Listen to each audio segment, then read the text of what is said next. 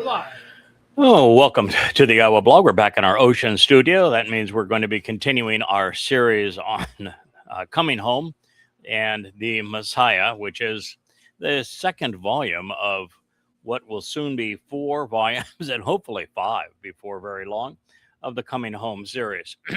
This, of course, is Wookiee. And we are about to go back into Hosha, which is one of the more revealing prophetic texts for the history of God's relationship with Israel, as well as where God and the Jewish people stand today. In this book, we are acquainted with the reality that God asked Hosha to do something that would normally seem exceedingly odd. You know, all the time, God is saying, I don't want you to be religious. Religion is terrible. Don't engage in the practices of the Goyim who have integrated religion and politics into their lives. Don't do that. And yet, one of the first things he tells Hosha is, I want you to go marry a temple prostitute. Now, the reason for that is something that is profoundly important if you want to understand who God chooses to communicate through and why, and then how. He wanted Hosha to marry a temple prostitute so that he would know what it's like to be married to a religious whore. And that is because he was addressing Yisra'el at a time that Yahweh wanted to divorce his people for religious infidelity. And so from that point alone, it is astoundingly important that God announced his divorce of Israel by communicating through a prophet that he had asked to marry a religious prostitute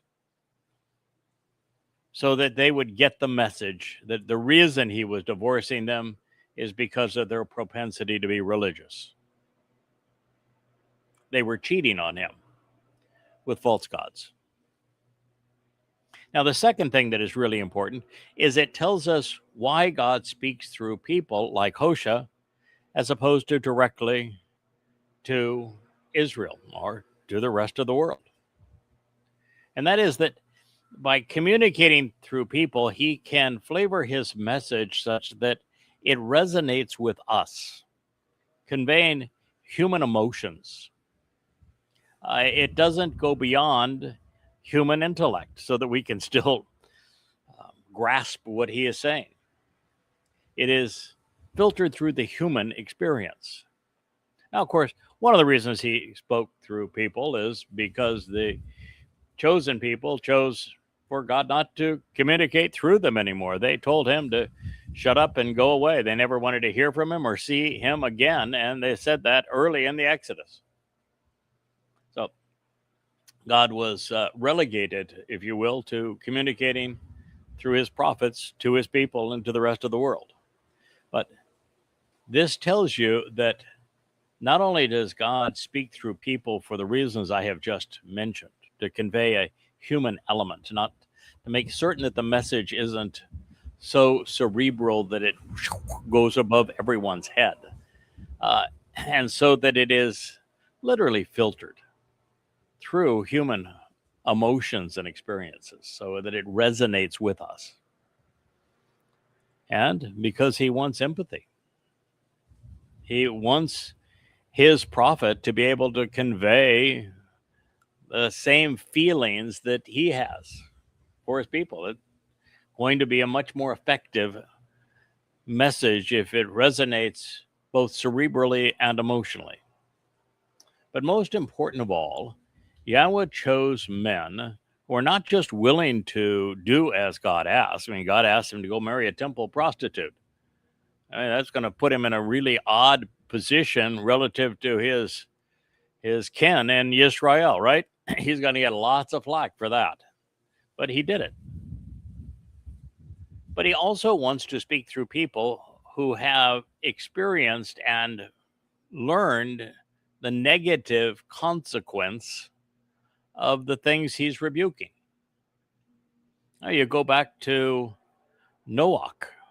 He had been among the Nephilim, the fallen outside of the garden, and he rejected them, and he and his family stood apart. You look at Moshe, he was raised in the Pharaoh's house in Mitzrayim in Egypt, but he walked away, went off to the desert to tend sheep as opposed to be in the midst of all of that. So he had a keen understanding of what God was rejecting religiously and politically, economically, militarily, because he had experienced it and rejected it. You know, you look at Abraham before him. Abraham grew up in Babel, in Ur of the Chaldeans, Summa, the most religious and political place on earth at the time. And he walked away from it. He was already out of town, but he would have known why God was anti-religious. So this is something, that's really common with God, and it tells us a lot about his choice and who he communicates through and why he chooses them and how he works with them. So God inspired Hosha to write the words on a scroll which would draw his people's attention to their shepherd, who just so happened to be his beloved son. These words are as relevant to our time as, well, they are to any time, aren't as relevant as any that we have considered. So while Yah's announcement in this regard is found in the 3rd chapter of Hosha, there's a wealth of knowledge that can be gleaned along the way, as is always the case. Prophecy doesn't always stop at simply proving that God inspired these texts, because only he can be right prophetically about the past, the present, and the future 100% of the time, because he's not predicting anything. He's witnessed our future and is reporting back in time what he has seen. But it also sets up an ideal situation to educate us, and such is the case here. So let's pick up the story at the beginning. To show the way to the benefits of the relationship, this is from Achor, the word, Debar, of Yahowah, which is an accurate transliteration of the name of our Elohah, God, as guided by his Torah instructions regarding his Haya existence and our Shalom reconciliation, came to exist with Hosha, the son of Bari. Bari means within the well, a compound of ba, with or in, and well or spring. In the days of Yah, Yah prevails and Yah strengthens. It's a compound of Oz. You've heard of the Wizard of Oz? Well, that's where they got the word Oz, and which means to empower, to be powerful, to enable, and Yah, a familiar form of Yahweh's name. Yotham is Yahweh completely finishes the job. He completes what needs to be done. It is a compound of Yah and Tamam, to complete and to finish. Akaz, which means he grasps hold, he seizes. And Yaketz Yah, it's Hezekiah, your Yah repairs and he strengthens. It's a compound of Chazak, to strengthen, to repair, and Yahweh's name. They were all kings, this says, of Yehudah, the beloved. It is a compound of Yahweh's name and Dod's name, Yahudah, Yahud. And in the days of Yeroboam, which is a quarrelsome family, contentious people, a compound of rib, to complain, to dispute, to argue, and to use words contentiously.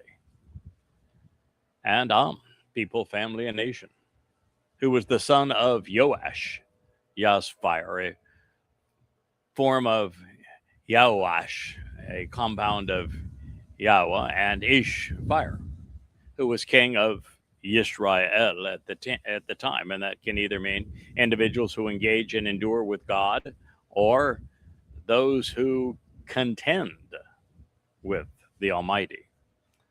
That is Hosha, he saves, Hosea 1:1.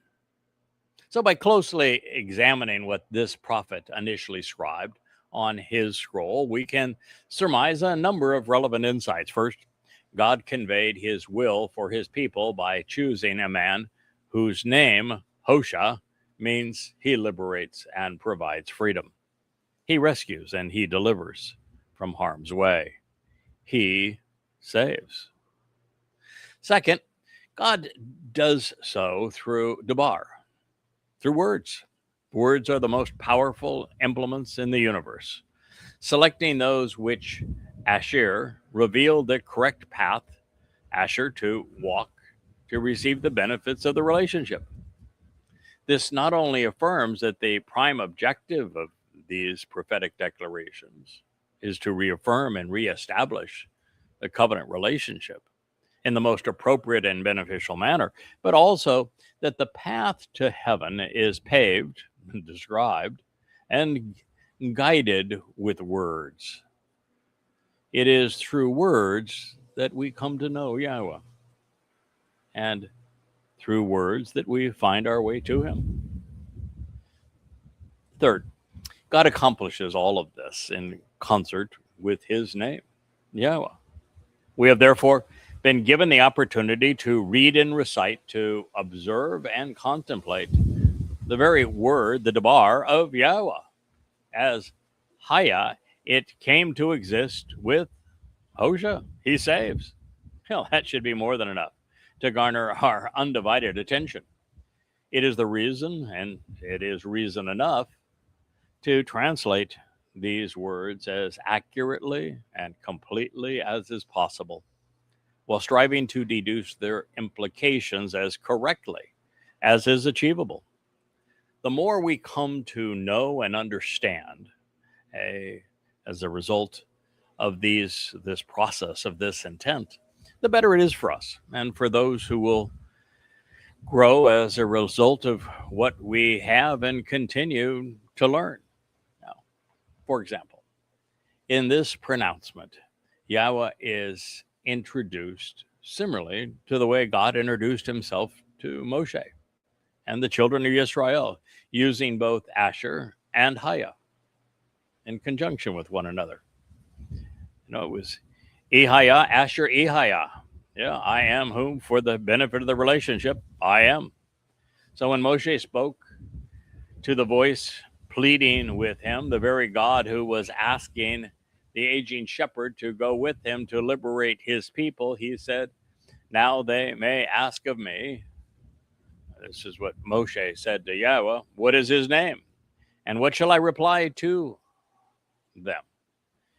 Yahweh initially answered Haya, or Ehaya, first person, Achor, Ehaya, revealing the proper pronunciation and the actual meaning of his name, even the purpose of his name. He followed this profoundly important revelation with, therefore, you should say to the children of Yisrael, Yahweh, the God of your fathers, the God of Abraham, the God of Yishak, and the God of Jacob, has sent me to you. This is my name forever, and this is my way of being known and remembered for all generations. That was Shemot, names, Exodus 3:15. We've covered that passage many times in the Yahowah blog. Now, this connection between the two declarations, one circa 1450 BCE and the other 750 BCE, well, it becomes especially relevant today, I think, particularly in the context of this prophetic book, wherein Yahweh is once again leading his people back home.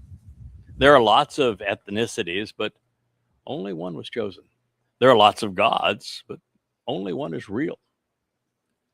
Recognizing and acknowledging his name is therefore an essential first step in the right direction. Now, the fourth lesson is that this would not be but I, Hosha say, as was the case with Shaul, Paul, or other rabbis when they constantly wrote, "But I, Paul, say." When communicating through his prophets, Yahowah quite often speaks for himself in first person. These unfiltered revelations place those of us who study God's statements in a similar position to the prophets themselves, and that there is literally nothing that is unavailable to us that was made known to them. This puts the observant in a tremendously enlightening and empowering position. It is as if we were there, listening to Yahowah ourselves as he spoke through He Saves. This opportunity is clearly one which was intended to benefit us even today, and therefore one we'd be wise to consistently capitalize upon. Now, the fifth insight is that the statements Yahowah has conveyed and the men like Hosha recorded for our benefit are universally true throughout time. And yet, for context and credibility, every word was grounded in the place, people, and period where it was revealed, with very few exceptions. This was in Yisra'el, among Yehudim, and during the 1,000 years between Moshe's revelations in 1447 BCE and the last of the prophets, Malachi, in 447, exactly 1,000 years later BCE. In so doing, we are exposed to the reality that prophecy isn't just about predicting the future, but also about revealing our past so that we might know how we got to this place in time. As a result, everything we need to know in the past, the present, or the future to approach Yahowah and engage in a relationship with him was communicated, along with the means to validate the veracity of the testimony by imbuing prophetic statements with instructional concepts. Ironically, it was all conveyed on behalf and through one ethnicity. And this ethnicity is despised by those who claim its words and who protest that this prophecy serves as the basis of their faith. And yet, if it were not for Yisra'el and Yehudah, everything that is known about God would have been unknown to Gentiles. Yehudim were not only the recipients of God's lone witness, but Jews have also been the most meticulously reliable scribes in human history, thereby preserving what their forefathers heard for our benefit. Now, I don't know if you know, but if you compare the Dead Sea Scrolls to the Masoretic text, Dead Sea Scrolls, they range from about mid 4th century BCE, around 350 BCE through around 50-ish CE. And the Masoretic text, the oldest extant and complete rendition of it, dates to the 12th century, the 1100s CE. So there's about a 1,300-year gap, 1,300-year gap between them. And yet the fidelity between them through Jewish scribes, the diligence of Jewish scribes, is they are consistent to 13 of 14 words. Every 14th word, there's a variation, sometimes significant, sometimes minor, often just in things like a conjunction or masculine or feminine on a noun, or first person, second or third person, similar, simple things, stems, moods, conjugations, sometimes significantly different, as is often the case in Yashaya, but they're in the range of about 93% consistent over that chasm of some 13 centuries. Now, if we compare that to the Christian New Testament, where there are 69 first, second, and third, actually second, third, and early fourth century manuscripts that have been unearthed. And we compare those to the Textus Receptus, or the current Nestle Allen 27th edition, accumulated text, if you will. The number of differences is about 300,000, and a text of some 250,000 words. In other words, with Goyim, religious Goyim, Gentiles, rather than fidelity and accurate recording the text, it's almost as if they were trying to make variations of it to who knows what, to impose the religion, to make everything seem more religious. And so there is literally no fidelity versus almost total fidelity between the cultures as it relates to accurately memorializing texts. I don't know if Christians are aware of that, but there really is no correlation between the oldest manuscripts and the Textus Receptus. They differ literally in hundreds of thousands of ways.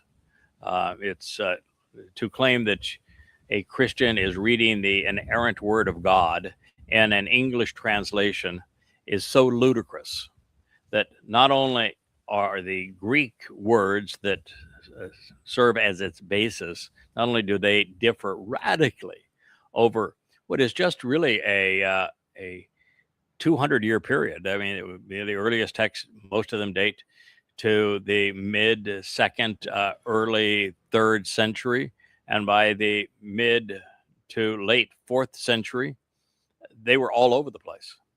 And so we're dealing with 150 years and catastrophic inconsistencies. So it's a lesson worth knowing. If not for Yahweh's enduring love for his people and the plan of salvation that he established for them, humanity would be eternally estranged from our Creator, and this was communicated only through one people, Yisra'el. Therefore, rationally speaking, ought not Yehudim be appreciated and even revered and respected instead of abused and scorned, because they're the ones who brought us this text?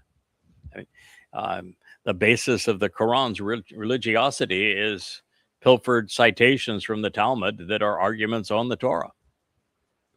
The fact of the matter is that Christianity is based on misappropriating and misquoting the Torah and prophets.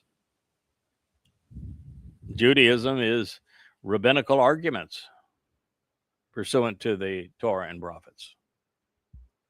They're all based on this text, and you can't ascribe it to anyone else other than Jews. So how is it that the religious believe that it is appropriate to hate and annihilate those God loves most of all? Hosha reports, right from the beginning, Yahweh spoke, communicating through Hosha. And Yahweh said to Hosha, choose of your own volition to walk under the auspices of free will, to take for yourself a woman who feigns love for money like a prostitute. Impregnate her so that she conceives and bears children who are as disloyal as whores, pandering themselves out like harlots. This is because those of the land are unfaithful prostitutes, separated away from Yahweh. As a result, and as it will be so, even in the end. That's Hosha 1:1 and 1:2. I told you it was right from the beginning. Marry yourself a religious whore, because, well, the land is filled, that would be the land of Israel, is filled with religious whores. Says it clearly. And he says that will continue to be the case right to the end. So, I mean, how could you be a rabbi? How could you be an Orthodox Jew? How can you be Haredim? And know that this is written in the book of Hosha, among the prophets, where God says you're a religious whore and you continue to be religious. Telling you something, that the religious have no excuse. It's all spelled out that God hates religion. I don't care if you're a Christian, you're a Muslim, or you're been hoodwinked by Judaism. From God's perspective, it is spiritual adultery. It's cheating on him. It's, well, he would say, goddamn religion. It's revolting. All of them. So, as we have already mentioned, this is an extraordinary request, unmatched in the annals of divine revelation. God asked his prophet to experience exactly what he was enduring from his people, the way he saw Israelites, so that he might have empathy for his plight and thus speak more effectively to Yisra'el and Yahowah. In a symbolic sense, Yahweh's chosen people, Yehudim, were his bride, and they had become unfaithful, committing repugnant acts as religious whores. And worse, they were giving birth to a long succession of religious prostitutes. That was the message. And God said, it ain't going to change. Right to the very end, they're going to continue to do that. That's what Achor means. Yahweh wanted everyone to witness this paradigm, to see it for what it was, as an example of what religion does to destroy the relationship that God intended. Through this metaphor of an unfaithful marriage, Yahweh was able to demonstrate why he had to divorce Israel. And he did so in writing in this book of Hosha. And he said, I'm leaving you and I'm not going to return until you return to me. And they haven't returned. Now, in addition, by creating a scenario where Hosha would come to disdain all that was wrong with the religious behavior of his people, Yahweh taught us another very important lesson. God chooses to communicate through people who have had some experience with what he's opposing. I shared that with you earlier. This is true with Abraham, isn't it? It's true with Noah. It's true with Moshe in the extreme. It is certainly true with me.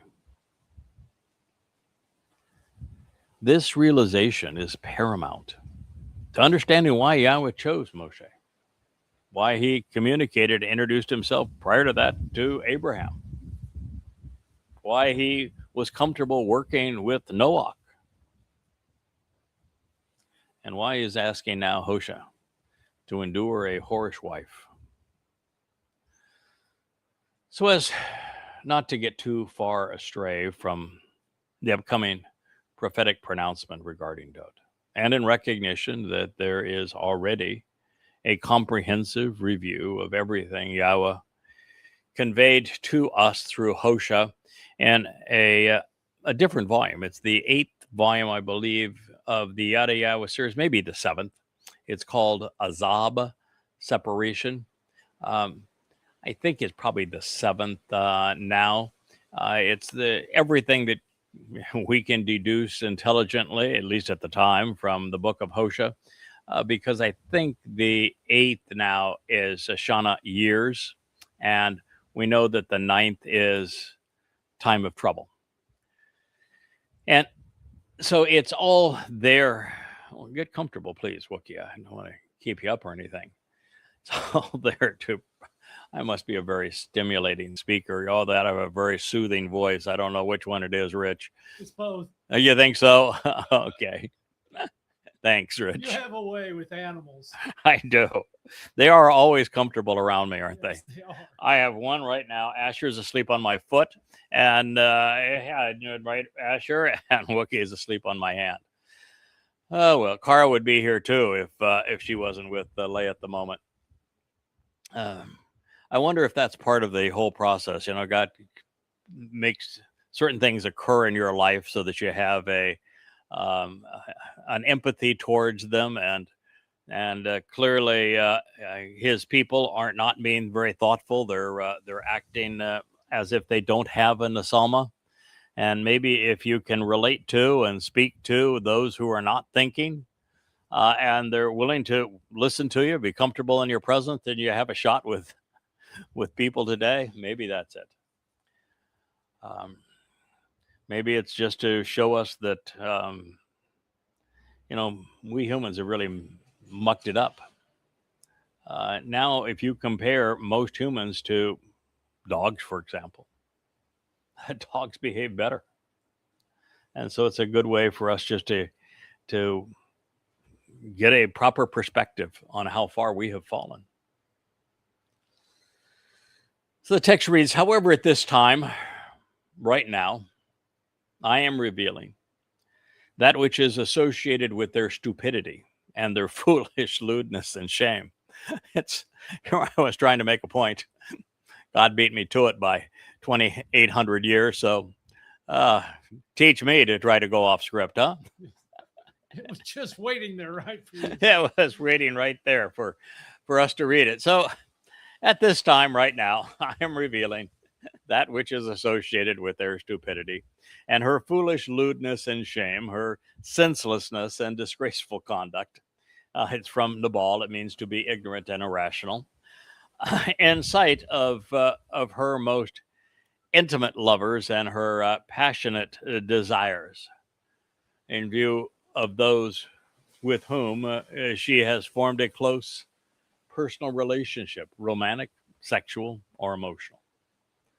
And no individual can save her out of my hand.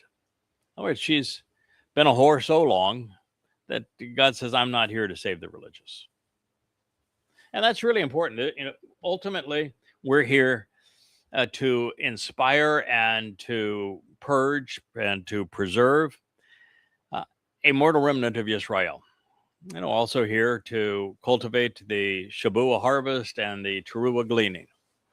But in that process, God has made it clear a long, long time ago that our mission is to appeal to those who are not overtly religious or political, those who are not conspiratorial or anti-Semitic. We'd be wasting our breath with them.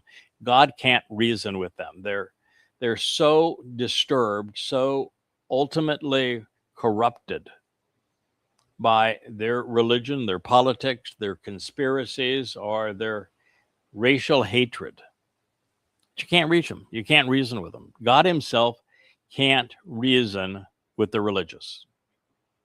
So God's saying, don't try to save them. Please. The religious whores, leave them alone. It's not only they can't be saved. Now, this is a shocker to some. God doesn't want them saved. God's not looking to fill out, a big resume of a batting order, if you will, for the covenant. His dance sheet is going to be really, really constrained, tiny. God is not trying to save everyone. He is not even trying to save most people. He can go as far, he's not even trying to save a significant percentage of people. I think 1 in a million is about the right number. He indicates as much in the second statement he etched in stone at the conclusion of the second statement, which says, don't be religious. If you're religious, you're going to end up corrupting your sons to the third and fourth generation. Don't do that. Don't be associated in any way with religion. Actually, the second statement. If I said third, I meant to say second. And it concludes by saying that there will be thousands who will ultimately benefit from God's mercy by closely examining and carefully considering the terms and conditions of his covenant agreement. And when you do, you realize that thousands amongst billions, well, it's 1 in a million. That's the number. It's, 1 in 10 would be 10%. 1 in 100 would be 1%. 1 in 1,000 would be 1/10 of 1%. No, he's talking about 1 in 1,000,000. I don't know if the odds are going to be that good, quite frankly. So God is on record. Don't try to save the overtly political. MAGAs cannot be saved. Marxists can't be saved. Muslims, Christians, the Haredim are beyond salvation. They will never know God. They'll never be allowed into his presence. But the same thing is true with the overtly political, the conspiratorial, and the anti-Semitic. Don't bother. You are never going to save them. Now, since we cannot be wrong when we follow Yahowah's example, we are right to expose humankind's religious stupidity and their political foolishness. Man's beliefs in this regard are shameful and cannot be rationally or morally respected. God wants religion and politics condemned, and he is not interested in saving those who fall prey to them. And he is on record saying he's going to condemn, which means it's stripped to Sheol, for those who have been overtly opposed to what he is trying to offer. According to God, the religious have lost the capacity to understand. Their faith literally precludes it. They are immune to evidence and reason, which is why the truth only resonates with those who have begun to question their societal introduction. And I'm here to tell you that I've experienced people that I had a long history with, that I have written so many books that they've read, and we've engaged in thoughtful discussions on them, and they've gone berserk. And fortunately so, because again, God knows that he has to be very careful who he makes immortal and empowers from 3 to 7 dimensions, because as a 7-dimensional being, you can speak any change into the universe and it will happen. And you could really muck stuff up. That was a muck with an M.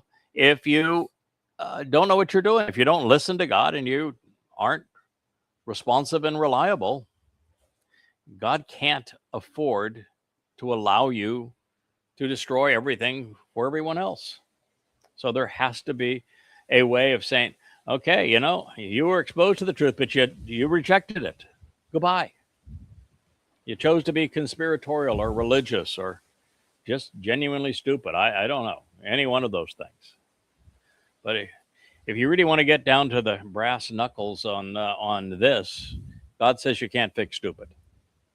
One of the lines that I've used for a very long time. You can't fix stupid. So there is no way for man to save humankind, or even God to do so, nor is there a desire to do so. Left to our own devices, we are the problem, not the cure. And the more of us there are, the worse we become. Now, there are 2 ways to interpret what we have just read and what follows, both of which are, I think, appropriate. First, Yahweh is going to hold Yisra'el and Yehudah accountable for their ignorant and irrational perceptions of him, especially as a result of their false gods, Hashem, for example, and errant attributes that they have foolishly conceived. And second, he isn't letting them off. He isn't letting go of them. He is going to spare some of them once they regain their desire to know him. So he's not going to let all of them run away.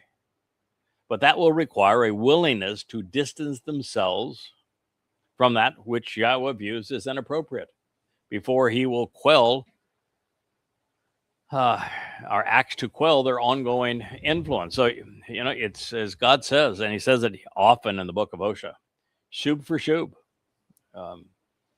If you want God to return to you, you need first to return to him. He was here, you pushed him away. Wasn't the other way around. Then I will observe the Shabbat, he says, by causing a cessation of all of her merry celebrations, her festival feasts, her new moon observances, her approach to the Shabbat, and all of her designated celebrations. Hosha, he liberates Hosha 2:11. This is very much alike something that we read also in the early chapters of Yeshaya, Isaiah, where God says, I've just had my fill. I don't want any more of. I can barely stomach all of your sacrifices and all of your festival feasts. They're repulsive. And God is saying here that the religious festivals and feasts of the Jews are anathema to him. He despises them. They mess up all of them. There's 7 times a year we're supposed to meet with Yahowah, and they turn Passover into a 7-day event and misconstrue its purpose, completely missing the point when Passover is simply the first day of Chag Matzah, and they completely miss the point of Chag Matzah, don't even celebrate it as matzah. They don't celebrate Kippurym. They don't celebrate Shabuah. They have replaced Taruw'ah with Rosh Hashanah. They have upended Kippurym so that it is the antithesis of what it was intended to be. And they run around with some sour fruit and 3 other species and erect these temporary huts as if they understood Sukah when they're clueless as to what it means. And so God's saying, you missed all of it. You've screwed it all up. Stop it already. I'm really disgusted by you. And of course, they've turned the Shabbat into do nothing day, as opposed to celebrate their relationship day. Everything. And I hear rabbis always talking about their new moon celebrations. They've got a celebration for each new month, and they go on and on about it when God says, don't do that stupid stuff. Of course, Shabbat is unique among Hebrew words. While most nouns are defined by their verbal root, the 7th day is a special case, and that is because the title itself is actionable.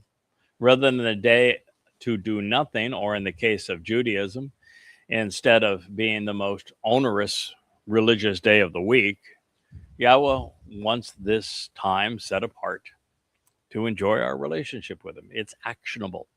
Therefore, upon Yahowah's return, he will be Shabbating by celebrating the 7th day, beginning on the Shabbat of Sukah. This is Friday at sunset, October 7th, 2033. By eliminating all traces of Judaism 15 days prior to that, as well as Christianity and Islam and Marxism and conspiracy and anti-Semitism, et al. All of the religious and religions, extraneous celebrations, including the perverted ways of the Hasidic, the way that they have completely destroyed the meaning of the Moedim, will end.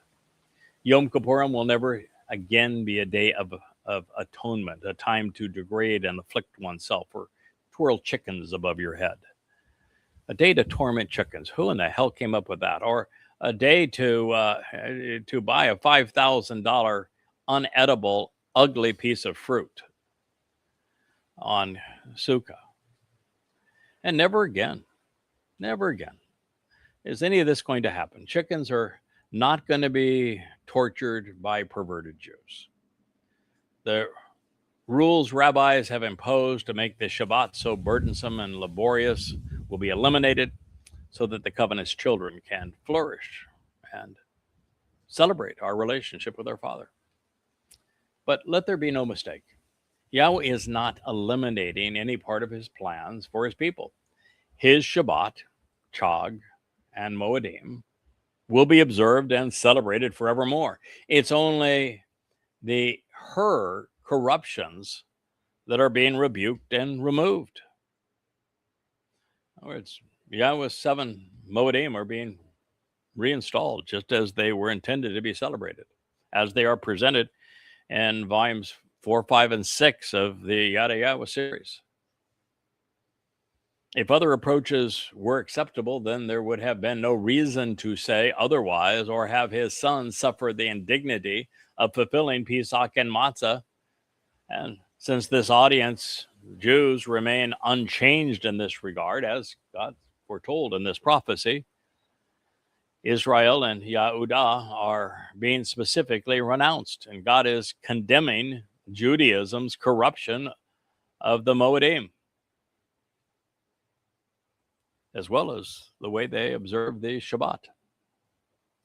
God's not impressed. He's frustrated. A lot of you. Now, Yahweh isn't going to forget and forgive those guilty of advancing the Lord's agenda. There will be a consequence, I should say, of plain religious dress up, of burning incense and making sacrifices to false gods, as well as for beguiling others into doing the same by gilding their lies such that their deceptions somehow appear credible. So God says, I will take an accounting of her days in association with the Balaam, because she blew smoke, burned incense, and made offerings to them. Then she was adorned, plain religious dress up, with her ornamental rings and her circular object, like a kippah, a yarmulke. It's a nice round object, isn't it? You get the connection? Bejeweled, she went after her lovers, pursuing her desires and her illicit relationships. And she ignored and forgot me. She's speaking to Yisra'el, not a prostitute. He is one and the same, I guess, aren't they? He's speaking to Jews. He's speaking to Israel. She ignored and forgot me. And she has not recovered from that stupor, prophetically announces Yahowah. That's He Saves, Hosha 2:13. So make no mistake. The gods of religion are Balaam, their lords. The Lord God is Satan, achieving what he most desires, which is to be seen as, above the Most High. The consequence of building synagogues, churches, mosques, temples, and shrines, of plain religious dress up, of celebrating pagan holidays, is that they cause us to overlook God. Do any one of these things long enough, get enough people to do the same, in time, Yahweh will be forgotten. This is exactly what occurred from the time when Dowd first testified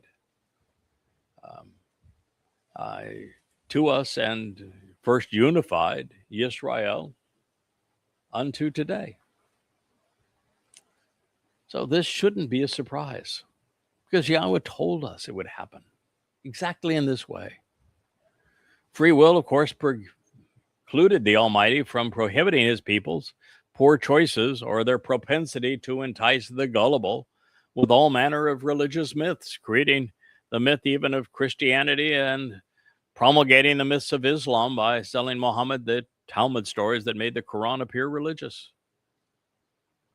God's frustration with the religiosity of his people is palpable.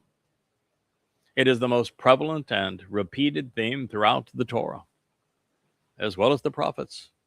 This statement is no exception. Yahweh is exposing and he is condemning Yisrael's attraction to and even worship of false gods. Yahweh is disgusted by what the rabbis have done and what Judaism is still doing to denigrate and estrange the chosen people from him. Fortunately, however, free will works both ways. Yahweh has it too.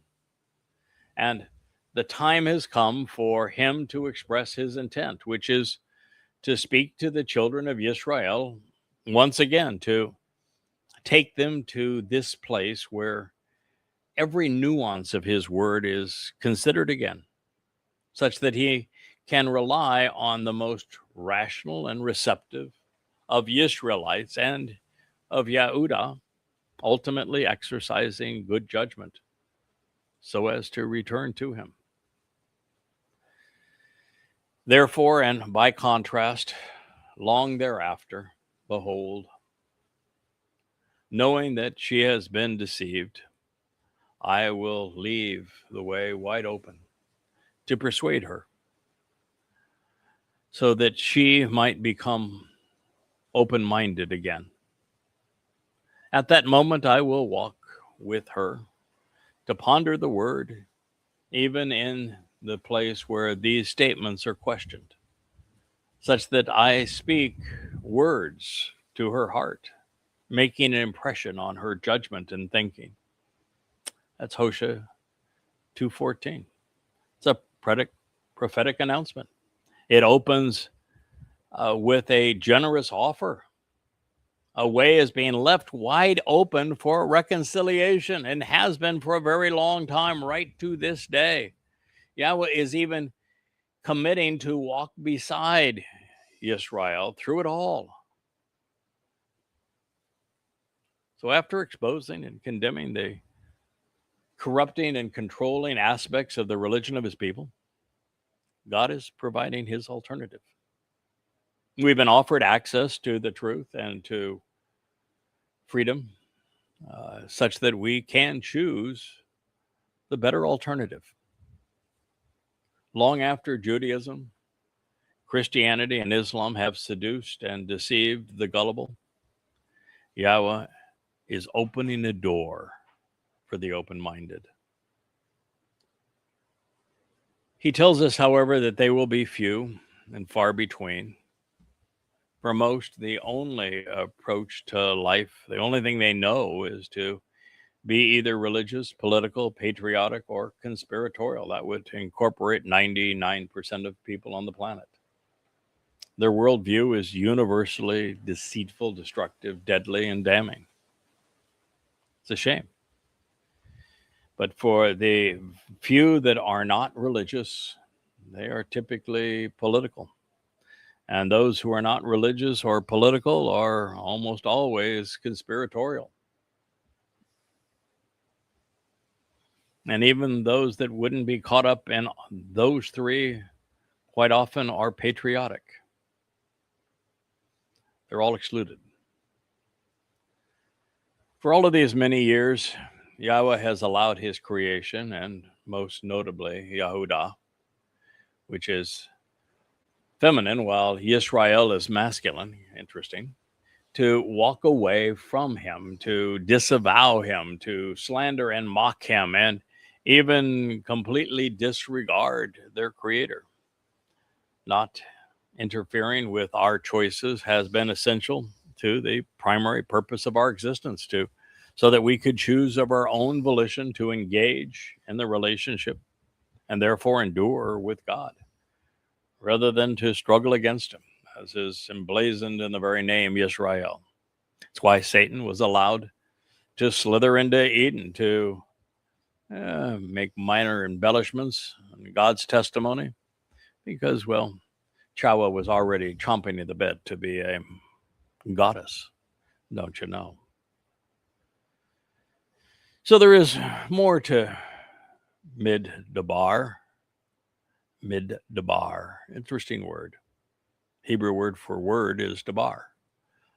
Me in Hebrew means to ponder the implications of something. Me, my, is to question it. So middabar would be a place that the word is either pondered or questioned.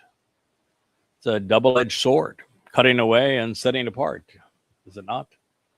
We are free to ponder the who, what, why, and when, even how of every word Yahweh selected and inspired to teach and guide us, such that we come to know him, appreciate what he's offering, and of course understand what he expects in return.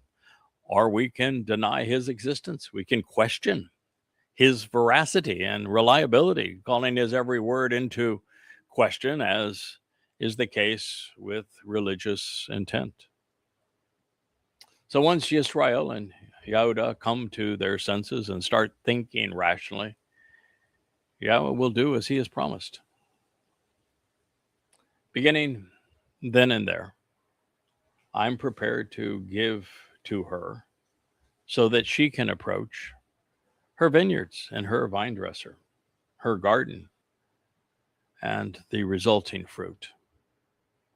The valley of Achor troubles will become the open doorway of hope, of being confident and expecting a good and beneficial future.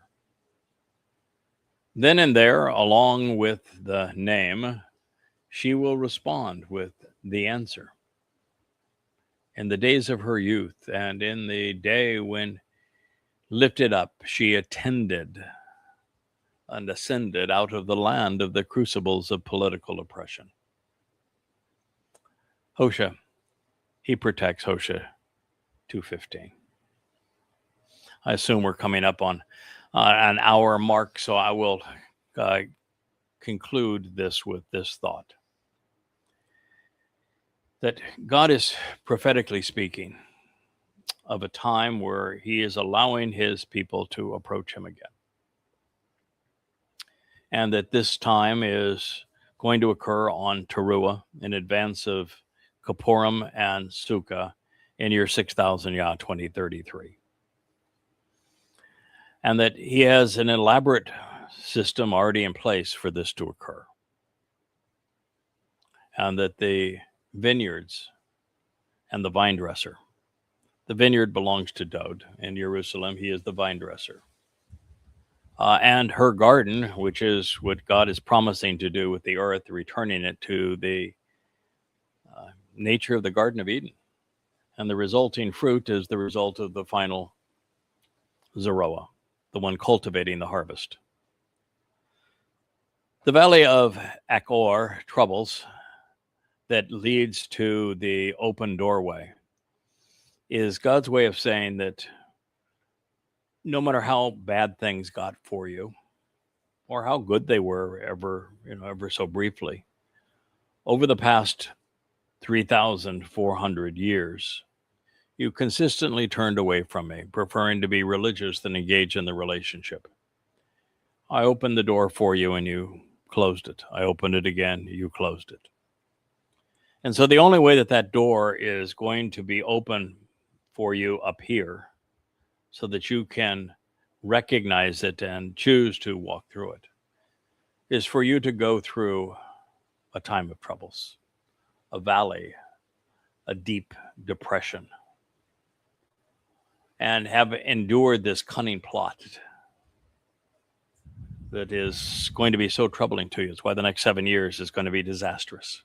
And it's only when your backs are against the wall, God says, and there's nowhere else, there's no other exit, no other door, not the IDF, not your political parties, not your rabbis, not nobody, not nowhere, not know how, then only then will that doorway be one of hope, of expectation, of a more beneficial future. And so if you have grasped hold of Yahweh's name at that time, and you know the right answer, because, well, you have responded to him at long last, Anna. Even in the days of your youth, because at that moment on Taruw'ah, they're all going to be babes. Not chronologically so much, but in terms of their understanding of God, they will have come to know his name. They will have responded to the invitation, and they will be a clean slate. Other than that, they will be nursing infants that we need to raise and equip and educate and nourish and teach and guide and serve as exemplars for the next 1,000 years so that they too can become covenant. But right now, the mortal remnant of Yisra'el has the spiritual IQ of a 1-month-old, maybe more correctly, a 1-day-old. So, nevertheless, this will be the day that she will be lifted up, that she will ascend. And it will be at this day that it will be the equivalent as when she was liberated from the religious and political constraints, oppression of Mitzrayim. And once again, this mortal remnant will be those who have been freed from religion and from politics, all to gather around the Temple Mount listening to Elia as the master of ceremonies, witnessing the sacrifice of the Adamah Parah. Witness God removing all traces of religious and political hostility, transforming the earth to the conditions that we find in Eden, and restoring this remnant by purging their guilt so that 10 days later they can witness the great homecoming of Father and Son, Yahweh and Dod, our God and our Savior. And then we will enter the 1,000-year opportunity that Sukah represents. That is the story that is being foretold and explained in these words. And as I say, we have come to the conclusion of Hosha. He protects 2:15. So I thank you for listening. We'll be with you this evening, 6 o'clock East Coast time this evening, as we will continue our analysis of luminaries as part of Family Hour. So I hope you'll join us then. Until then, good day. Hey there, thanks for tuning in. That was Fetch. Gotta run now. Catch y'all on our next podcast.